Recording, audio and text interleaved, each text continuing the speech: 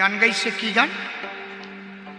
দিল না নীল মনে দিল না, এত যে নিঠুর বন্ধু জানা ছিল না।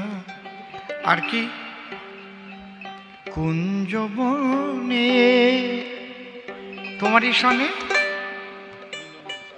মিলনের স্বাদ জাগে বন্ধু। তার মানে ওনরা যে মিলন টিলন করে ভাবছে রাধাকৃষ্ণ তাই করে, যে যাহা করে ভক্ষণ উদ্গারে তাহার লক্ষণ। একটা গল্প আমার মনে পড়ে। একজন জমিতে কাজ করতে গেছে, সকালবেলা ভাবলো ওই জমি নিগড়তি গেছে, তো নিড়ানি চেনেন তো নাকি, ফাই দেওয়া বোঝেন, ফাই ভাবছে 3-4 ফাই দিয়ে একটু ওই টিফিন করিয়ে নেবানি। এক বাটি তাল নেছে আর খানসারি রুটি নিছে। এবার জমির আলি একটা খেজুর গাছ আছে, ওই খেজুর গাছে এক দাঁড় কাউয়া বসে রয়েছে। আর উনি তালের বাটি খুলিয়ে আর রুটি হাতে তুলিয়ে জল পড়ে কেন ওই মাখায় খাচ্ছে। আর কাউয়া ভাবতেছে একই, মানে তালের রং আর মালের রং তো এক, কাউয়া তো গু খায়। কাউয়া ভাবতেছে তাহলে গু দিয়ে রুটি খাচ্ছে। কাউয়া কি ভাববে? ওই ভদ্রলোক হঠাৎ তাকাইয়ে দেখে দাঁড় কাউয়া আরে এইভাবে তাকাচ্ছে কাজকুট হইয়ে। ভদ্রলোক কয় ডাক দিয়ে, ও কাউয়া তুমি যা ভাবছো তা না, আমি তাল দিয়ে মাখাইছি, তুমি ভাবছো আমি গু দিয়ে খাচ্ছি, বুঝলে? রাধাকৃষ্ণ তাল দিয়ে মাখায়, তোমাকে মতো গু দিয়ে মাখায় না। সব কিছুর সাথে সব কিছু তুলনা দিতে আসে না। গান লিখেছে কিনা, কার সাথে ভালোবাসা করেছে, সে ছাড়িয়ে চলে গেছে, সেই গান লিখে বাউলটা গাইয়ে বেড়াচ্ছে, ওইটা রাধারানীর গাড়ে চাপাই দিয়েছে।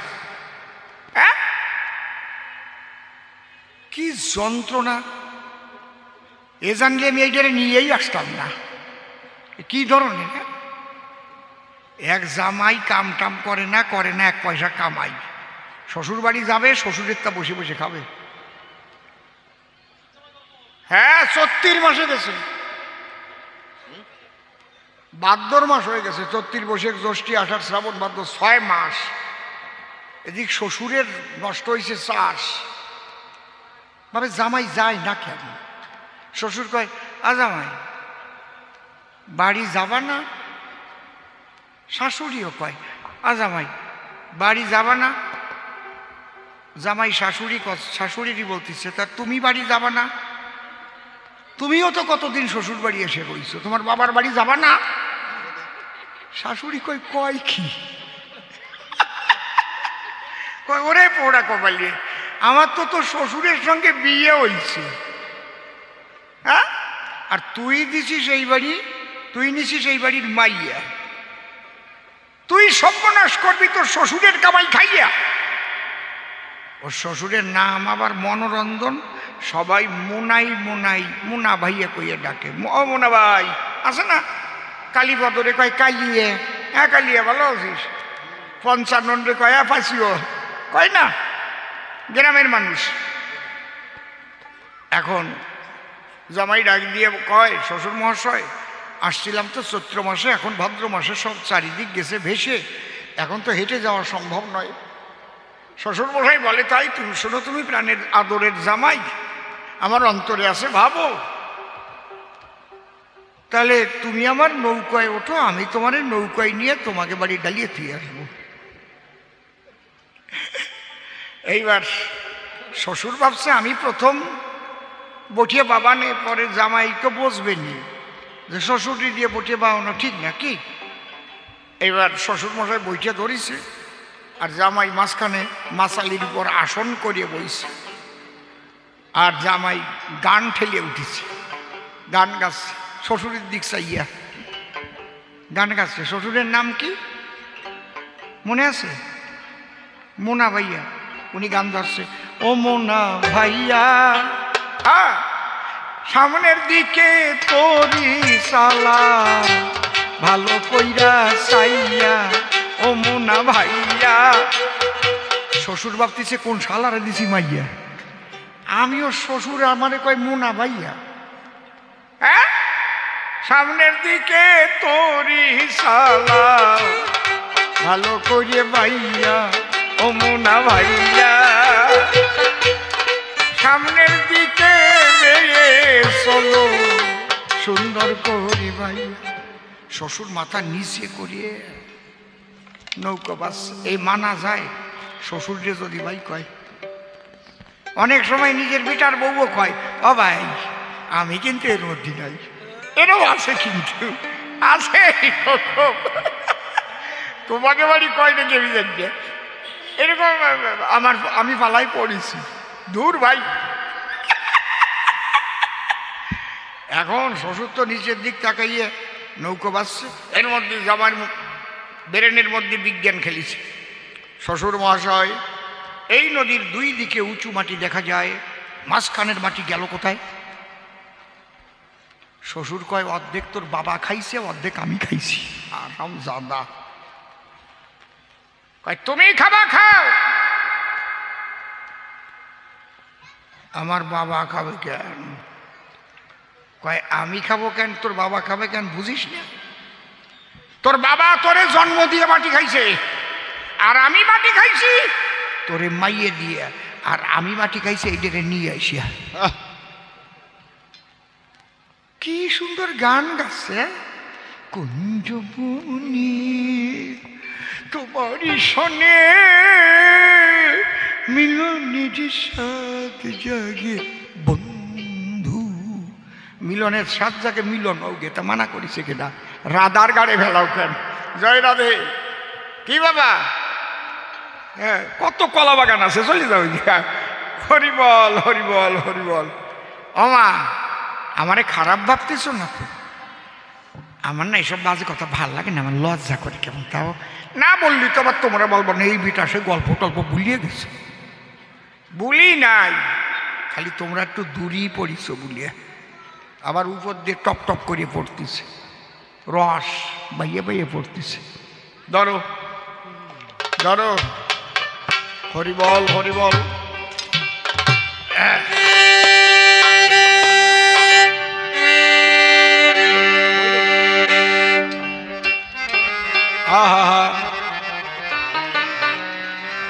আমি বুঝলাম তোরে ধরেছে এক শেওড়া গাছের ভূত, আমি বুঝলাম তোরে ধরেছে এক শেওড়া গাছের ভূত, আমি বুঝলাম তোরে ধরেছে এক শেওড়া গাছের ভূত।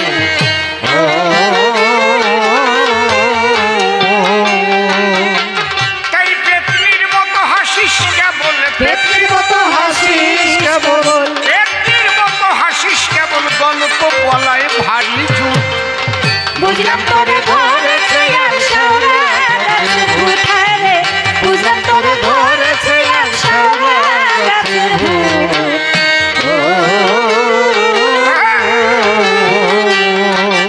তোর আত্মসত্তারে ঘটেছে মরণ, প্রেতের সাথে পীড়িতের কারণ, অকালেই পড়বে ঝরে বাক্যের যে ধরন। বাক্যের যে ধরন,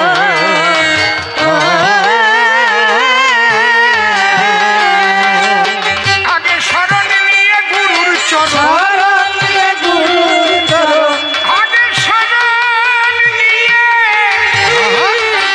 আগে শরণ নিয়ে গুরুর চরণ, জীবনটা করো নিখুঁত।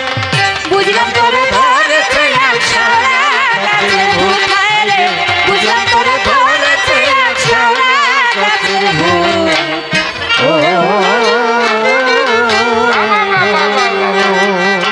শ্যাওলা খেলে বিলের টিটকুটি, কাতলার মতো হয় না চোখ দুটি, কচু গাছে হয় না বোকার ঘর বাঁধা খুঁটি।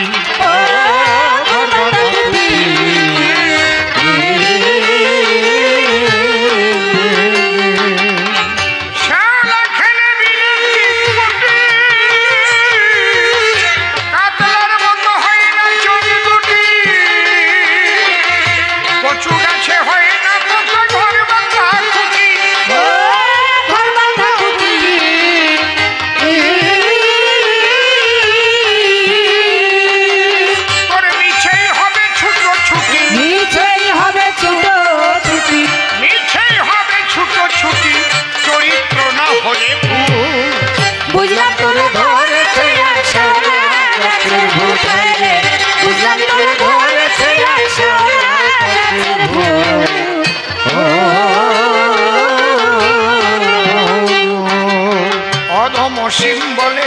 সময় বুঝে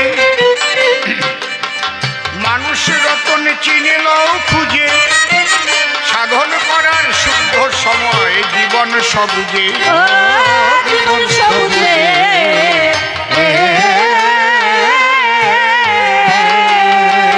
কথা বুঝলো না মোর মন বুঝে বুঝিল না মন বুঝে বুঝলো না মোর মন বুঝে সম্মুখে কাল সমন দূর বুঝলাম তোর ধরেছে আশারা গাছের ভুল হয় রে বুঝলাম তোর ধরেছে আশারা গাছের ভুল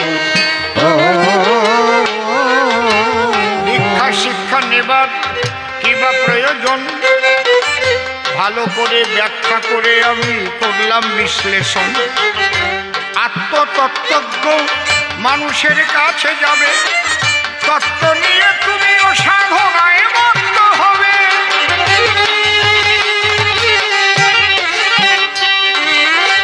তার বিরোধিতা করতে গিয়ে দিয়েছে প্রমাণ দীক্ষা শিক্ষা নেয়নি তো বীর হনুমান সে তো বুক চিরে রাম সীতা দেখাইল তাহলে কি করে দীক্ষা শিক্ষার দরকার আছে বলো বিশেষ বিশেষ মানুষ যারা বিশেষ জীবগণ ঈশ্বরের আশীর্বাদে শ্রেষ্ঠ হয় ভুবন একটা হচ্ছে মেজরিটি মাস্ট বি গ্রান্টেড আমরা যে আলোচনাটা করব সমাজের 99.9% মানুষের জন্য আর একটু বাকি রাখতে হয় কেউ হয় জন্মসিদ্ধ মহাপুরুষ দীক্ষা তার লাগে না কার লাগে না আমাদের প্রত্যেকের একবার দীক্ষা হয়েছিল কবে মাতৃগর্ভে ছিলাম যেদিন ঈশ্বর এসেছিল আদি বীজে সেদিন আমায় দীক্ষা দিয়ে দিল বলেছিল ওরে মানুষ বলি যে তোর কাছে তোর জন্য সুন্দর একটা জগৎ তৈরি আছে সেখানে নদী ভরা জল পাবি বৃক্ষ ভরা ফল আমি কত বীজ সৃষ্টি করেছি হইবে ফসল যাহা কিছু প্রয়োজন সকল কিছু পাবি তবে আমাকে নিবেদন করে গ্রহণ করিবি যা গ্রহণ করবি যেহেতু সব কিছু আমার তুই তো আর কিছু নিয়ে যাচ্ছিস না আমার কথা স্মরণ রাখবি আর তোকে যে নাম দিলাম এই নাম ভুলিস না এই নাম মনে রাখবি সব কাজের মধ্যে দিয়ে মনে মনে নাম জপ করবি কিন্তু যখন জীব প্রসব হয় দেখবেন মায়েরা বলে এই মুখে একটু মিষ্টি দে মিষ্টি দে মুখে তুলে দিল মিষ্টি মধু ভুলে গেলাম তোমার নামের মধু তোমার নাম ভুলিয়া এই জগতের রূপ দেখিয়া আমি তোমার রূপ হলাম বিস্মরণ জন্মসিদ্ধ মহাপুরুষ যারা ওই নাম মনে রেখে চলে তারা তাদের দীক্ষার হয় না প্রয়োজন যেমন ঠাকুর ভবা পাগলা কারো কাছেই দীক্ষা নেই তুমি তো হনুমান বললে ঠাকুর ভবা পাগলা কারো কাছে দীক্ষা নেয়নি যেমন মাতৃগর্ভে ছিলেন পাগল মাত্র 5 মাস গর্ভ অবস্থায় মায়ের গর্ভ এতটা বৃহৎ হয়ে ওঠে ভয় পেয়ে ঢাকা থেকে কলকাতা নিয়ে এসেছিল মেডিকেল বোর্ড বসেছিল ডাক্তারবাবুরা তাই দেখে পেয়ে গেল ভয় কোনোদিনই দেখি নাই 5 মাসে এত বড় গর্ভ হয় এই গর্ভ বেড়ে বেড়ে 9 মাস পূর্ণ হলে মরে যেতে পারে গাছ আর ফলে কি করা তাহলে আমরা অপারেশন করে ভেতরের বাচ্চা আমরা নষ্ট করে দিই, বের করে ফেলি।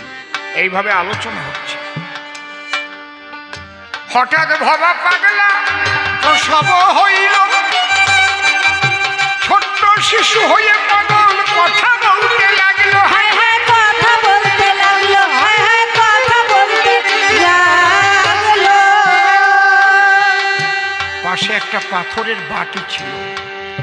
পাগল বলল, তোমাদের কোনো ভয় নাই, আমি ঠিক 13 মাসের সময় প্রসব হব, আমার মায়ের কোনো চিন্তা নাই।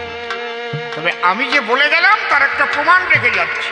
ওই পাথরের বাটি ভুট করে পিছনে যে সমান অংশ, তার উপরে পাগল দাঁড়িয়ে ছোট্ট দুটো পায়ের ছাপ, লাল দুটো পায়ের ছাপ রেখে গেল, এখনো আছে কালনাতে। আবার ওখান থেকে অন্তর্ধান হয়ে মাতৃগর্ভে প্রবেশ করল। তুমি কি তাই? তুমি কি হনুমান? তুমি কি ভবপাগলার মতো? মায়াবদ্ধ জীব, তাকে ওই বদ্ধ অবস্থা থেকে ঈশ্বরমুখী হতে গেলে একজন গুরু না হলে কোনোদিন হবে? এই জন্য চাষি তোমায় করে দিলাম মানা, না বুঝে সব জায়গায় এক কথা কবা না। আমার কাছে যদি গাড়িতে 5 কেজি গাঁজা পায় কি হবে? পুলিশ ধরলে আমার ছাড়িয়ে দেবে? কথা কন, ছাড় পাবো কি? এমএলএ হলেও ছাড় পাবো 5 কেজি গাঁজা যদি আমার গাড়িতে সার্চ করে পায়? কেস হবে না? আমার ধরে নেবে না? আমি একদিন মথুরায় 40-42 বছর আগে, একটু টোনটা বেশি আছে না, 40-42 বছর আগের কথা, এক সাধু বসে আছে, বিরাট এক টোপলা আছে, ভলিউম কমায় না, ভলিউম কমাই দিলে কেন? কুন করে হচ্ছে টোনে। জয় রাধে। হ্যাঁ,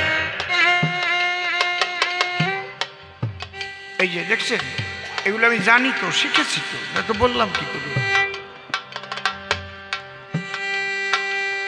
ওর ওখানে লেখা আছে কোনটা ভলিউম, কোনটা টোন, কোনটা বেস, কোনটা মাস্টার। মাস্টারে টিভি দিলে সব কয়টা বাড়িয়ে যাবে, নয় কমে যাবে। আবার আমারটা আলাদা আছে। বুঝেছেন কি করেছে? এগুলো প্রত্যেকটা শিখতে হয় না? শিখতে গেলে একজনের আশ্রয় নিতে হয়। ওই বড় টোপলা পুলিশ আসছে, পুলিশ এসে বলছে, ए साधु बाबा दिखाइए तेरी थोली में क्या है? साधु बाबा कथा करছে না, दिखाइए तेरा थोली में क्या है, दिखाइए। ओ देखेगा, खुले दिसे 5 केजी गाजा टोपला। इतना गांजा क्यों? चलिए अंदर में चलिए। साधु चुपचाप आसे। चलिए, যখন হাত ধরে টান দিতে আসছে তখন বলে, ए कुत्ता का बच्चा साला, मुझे लेने के लिए तो आया है इधर, हमारा पास 5 केजी गंजा है, इसलिए केस ठुकेगा। वन टाइम, एक बार हमारा 500 ग्राम लगता है, एक दिन में हम 10 से 15 बार गांजा सेवा लेता है ना। शिव का भक्त है हम। हर हर महादेव।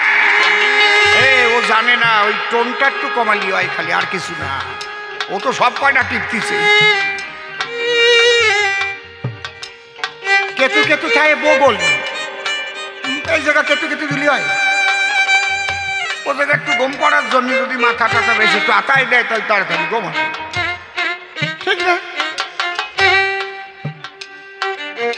বলে আমি দিনে 15 থেকে 20 বার গাঁজা খাই, আমার 5 কেজি একদিনেই লেগে যায়। কোন দেগা? তেরা বাপ দেগা? এইবার পুলিশ বলছে তাহলে খাও, দেখাও। ও বাবা, ওই যে কলকেটটা বার করেছে সেই রকম পোড়া, বাঁকানো, এইরকম মুখ, রাগ করে ওই গাঁজা ধরিয়ে ছিঁড়ে মুড়িয়ে 500 বেশি ভালো করে ছিঁড়ে ওর মধ্যে ভরিয়ে আগুন দিয়ে এক টানে শেষ করে দিয়েছে। ওরে টান! এই মহাকুম্ভে একজন শঙ্খ বাজাইছিল, দেখছিলেন? 2 মিনিট 47 সেকেন্ড ওই এক টান দিয়েছে, এক টানে শেষ করে দিয়েছে। পুলিশ যাইয়ে পাও ধরে ক্ষমা চাচ্ছে, आप ले जाइए 10 केजी ले जाइए साधु बाबा, हमारा गलती हो गया, माफी कर दीजिए साधु बाबा।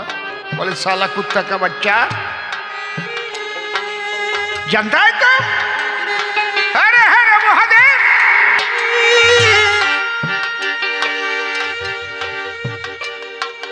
তুমি কি ওনারে ভাবিস ওই যে শ্মশানে থাকি একটু গাঁজা খালো ফুক ফুক করে ওই দল? তুমি রাধাকৃষ্ণকে কি ভেবেছ? তুমি হনুমানকে কি ভেবেছ? তোমার মতো আমার মতো কি বীর হনুমান সব দেবতা যারে আশিস করেছে দান। নারায়ণ বলেছে মরবে না আমার চক্রেরই দ্বারায়, ব্রহ্মা বলল আগুনের দ্বারায় হবে না সে ক্ষয়, শিব বলল শোনো শোনো তুমি অঞ্জনার ছেলে, তোমার মৃত্যু হবে না আমার অক্ষর ত্রিশূলে। হায় হায়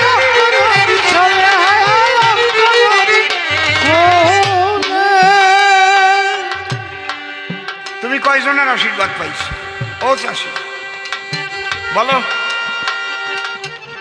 কত মানুষ জন্ম জন্মান্তর ধরে কুলকুণ্ডল নিচেতন করতে পারে না, আর কতজনের সৌভাগ্যের ফলে গুরু কৃপার বলে 1 সেকেন্ডের মধ্যে তার কুণ্ডলে নিচেতন হয়ে যায়। সবার সঙ্গে সবার তুলনা হবে? আমরা সামগ্রিক আলোচনা করব। এই জন্য ঈশ্বর ভজন করতে গেলে গুরুর প্রয়োজন, সদ্গুরুর চরণ তলে মন করো নিয়োজন। খবরদার বারে বারে করে দিলাম মানা, কেউ যেন অসদ্গুরুর পালাতে পড়বেন না। ওরা শুধু চাঁদা আদায় করে করে খায়, সুযোগ পেলে মত্ত হবে কামের ক্রিয়ায়, ওদের দ্বারাই হবে না সমাজের উন্নতি। ওরা কিন্তু নাস্তিকের চেয়ে বেশি করতেছে ক্ষতি। ওর চাইতে নাস্তিক ভালো, ওর চাইতে নাস্তিক ভালো, ওর চাইতে ডাকাত ভালো। কারণ তার জানা যায় যে ফাটাকেষ্ট নাম করা কালু ডাকাত, হুঁশিয়ার থাকিস। কিন্তু ওদের ভালোবেসে ঘরে জায়গা যখন এনে দেয়, সেই সুযোগে ক্ষতি করে। শুনুন মহাশয়, হায় হায় শুনুন মহাশয়, হায় হায় শুনুন মহাশয়। তো সেই রকম শিষ্যের পালায় যদি পড়ে না, এক গুরু ওই রকম মানে মাসে মাসে 2 বার তো আসে। ভালো লাউ বলি কয়, বাহ মা লাউ গাছে এত সুন্দর হয়েছে রে মা, গোবিন্দ সেবায় লাগবার জন্য কাঁদতিছে। বাধ্য হয়ে গুরু শিষ্য কয়, বাবা তার লাউটা তুমি নিয়ে যাও, ছোট ভালো একটা বেদানা যদি হয়, ধান যদি হয় আগ ধান দিতে হবে। উনি নেবে আগে, ওনাকে আবার নিয়মও আছে, প্রথম বিয়ে করলি নাকি গুরুর কাছে শোয়াতি হয়, এরকমও শুনেছি আমি। খেয়ে যাইনি ঠিক পাইছে। বেতাই ওই রকম এক গুরু শিষ্যের বউ নিয়ে প্রথম শুয়েছিল। মোটে তো বউটা যাবে না, বেশ কিছু বছর আগে টিভিতে দেখাইছিল। ওই বউটা বেলেট নিয়ে গেছিল, যেই গুরু আকাম করতে গেছে আস্তে কাটিয়ে দিয়েছে। কি বেকায়দা! ঠিক কাম করেছে, ঠিক কাজ করেছে। শিষ্যের বউ নিয়ে তুমি যাচ্ছ অপকর্ম করতে, ওই কয়টার ওই দিয়ে কাটিয়ে দেওয়াই উচিত। খারাপ কথা কই নেই তো নাকি? তোমরা কি কও, খারাপ কথা কইছি? ওই রকম ওই শিষ্য বাড়ি যায় আর ভালো ভালো জিনিস নিয়ে সে বাড়ি বসে খায়, বুঝলে? আর পয়লা বৈশাখে এইবার আইছে পয়লা বৈশাখে বছর নয়েকের ছেলেটারে সাথে করে নিয়ে এসে রে বাবা। এইবার ওই বউটা কিন্তু জ্বালায় জ্বালায় জ্বলে গেছে। এত দিয়ে পারা যায়? এত তোলাই আর তোলা আদায় করে যদি গুরু আর গোসাই, এই গুরুর জন্যে আমি জ্বালায় মরে যাই। আজকে শিষ্যের বউ একটা কাজ করেছে, 1 বোতল সর্ষের তেল আনিছে। ভালো সর্ষের তেল মোদি কেয়ারের, সবচেয়ে ভালো সর্ষের তেল পাবেন আপনারা মোদি কেয়ার, ফাইন তেল। অন্য তেলে যদি আপনার 1.5 কেজি লাগে, ওটাই 1 কেজিতে কাজ হয়ে যাবে। এত সুন্দর, একদম 1 কেজি আনছে। আর একটা শিল, শিল চেনেন তো? হ্যাঁ, আর পুতুও মানে নোড়া। ওই সর্ষের তেল শিলের উপর ডালিয়ে ওই নোড়ার মাথা ঘষতেছে, খুচ্ছু খুচ্ছু খুচ্ছু খুচ্ছু ঘষতেছে। এই টাইমে গুরু এই ছেলে নিয়ে দরজায় এসে, আমা তোমরা ভালো আছো মা? হ্যাঁ বাবা, আইসো নাকি? যাক, তোমার ছেলে তো আসে নাই এখনো, বসো। বসতে দিয়েছে। কয় মা তুমি কি করতেছো? কয় তোমার ছেলে একটা নতুন স্বপ্ন দেখিছে। ওনাদের নাকি এই ঠাকুর দাদার আমলে একটা নিয়ম ছিল, সেই দিয়ে তো উনি ভুলে দিছিল। ওনার বাবা বইয়ে জাতি মনে নাই। কি এই পয়লা বৈশাখ গুরুকে নিমন্ত্রণ করে আনিয়ে তারপরে ওই নোড়া শিলে ঘষিয়ে তেল দিয়ে ভালো করে এই গুজিরটাতে অর্ধেক নোড়া ঢুকলি স্বর্গে যাওয়া যায়। কয় মা তুই এই জন্যে কি করতেছিস? ওই জন্যে আমি একটু ঘষিয়ে সরু করতেছি, তেল মাখাচ্ছি। কারণ তোমার যা যাবে না, কিন্তু ছেলেটার তো কষ্ট হবে না। কয় মা আমি তোর বাড়ি আসি নাই, আমি তোর বাড়ি আসি নাই, এক ফোঁটা তাড়াতাড়ি শোয়াও।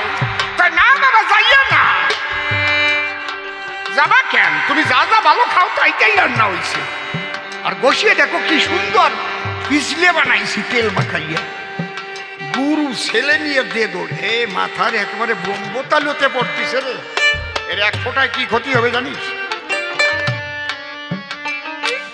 সর্বনাশ।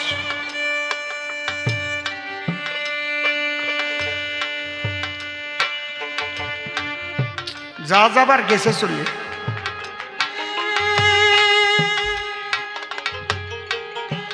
দাঁড়া, এই গল্পটা করে গান শেষ করবো। হ্যাঁ,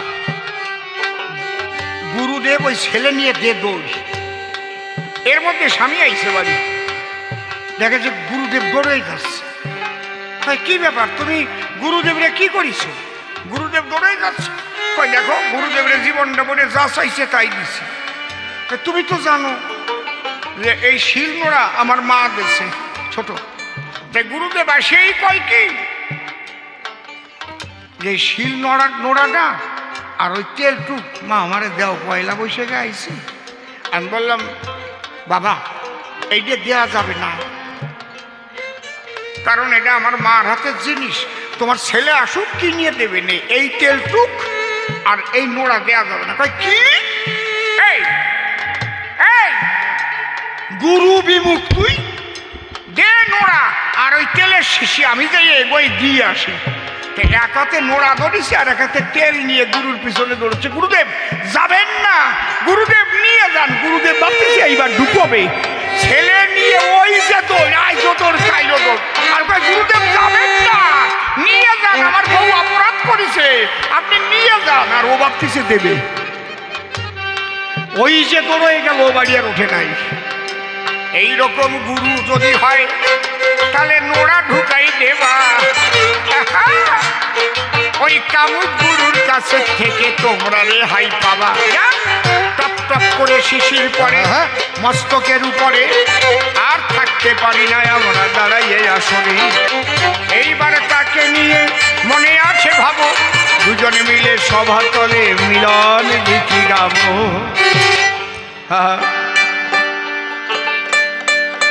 যমুনে যমুনে